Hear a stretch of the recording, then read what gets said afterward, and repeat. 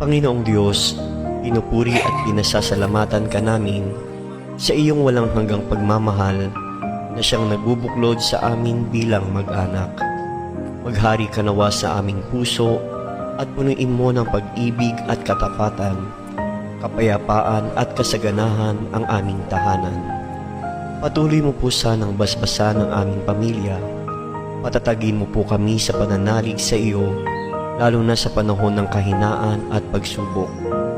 Ingapin mo po sana ang mga pamilya na ngayon ay nagdaranas ng matinding kahirapan at pagdurusa, nawawalan ng pag-asa at nagkakahiwalay dahil sa hindi pagkakaunawaan.